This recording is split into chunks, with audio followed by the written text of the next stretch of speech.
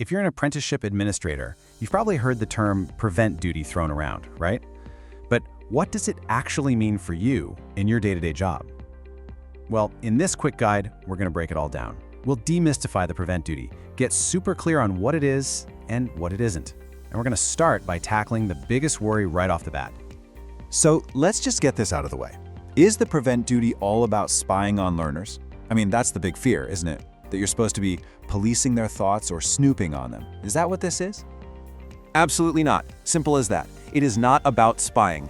The best way to think about it is, it's just a normal part of your safeguarding responsibilities. Seriously, it's the same duty of care you already have to protect your learners from any other kind of harm. Okay, so let's frame this correctly from the start. We're going to look at the official side of things, sure, but what's really important is the principle behind it all. And that principle? It's simply about protecting the learners you work with every single day. All right, here's the official definition. The prevent duty. It comes from the Counterterrorism and Security Act of 2015.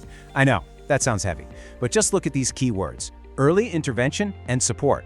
That's the whole point. It's about helping people, not punishing them. And this is so important to get. Your role has absolutely nothing to do with judging someone's personal opinions or their politics. It is purely 100% focused on protecting individuals from being manipulated or drawn into something harmful. It's about behavior and safety, not about what someone thinks. Now, to really understand this, let's try a little mental shift. Forget the big, scary words like terrorism for a second. Instead, let's focus on something much more relatable: vulnerability.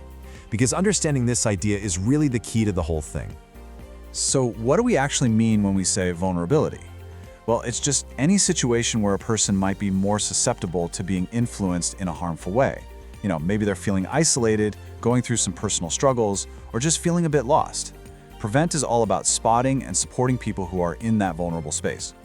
And it's also really important to know that radicalization is a process. It's not like someone flips a switch and their whole worldview changes overnight. It's usually a gradual thing. And because it's a process, that means there are chances, opportunities for early, supportive intervention to help guide that person onto a much safer path. Okay, and when the official guidance talks about extremism, it's referring to active opposition to those fundamental British values that, keep our society functioning. Things like democracy and the rule of law. But, and this is a big but, your job is not to be an expert on this stuff. Your role is way simpler. All right, let's get to the most important part for you. What are you actually supposed to do? The great news here is that your role is super clear and has very firm boundaries. Let's break down exactly what is, and maybe more importantly, what is not expected of you. This slide lays it out perfectly. Think of it this way. You are not an investigator, you are not a judge, you are not an extremism expert. Your role is like a smoke detector.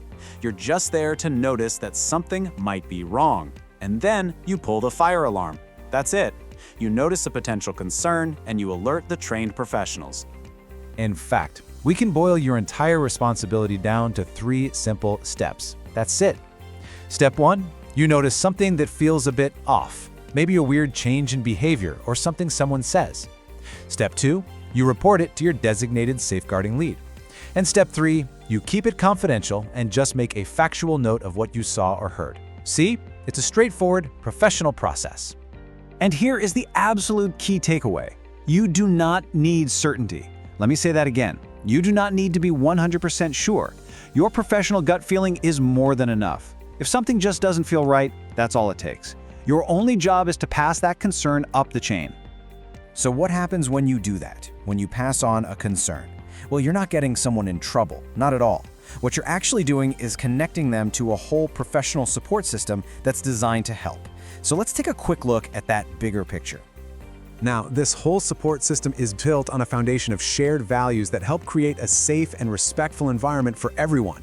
Things like democracy, rule of law, and mutual respect. Now, in a safeguarding context, think of these less as political ideas and more as the building blocks for an environment where everyone feels safe, supported, and where it's much harder for someone to be exploited. Okay, so if your safeguarding lead thinks a concern needs more support, it might get referred to a program called Channel.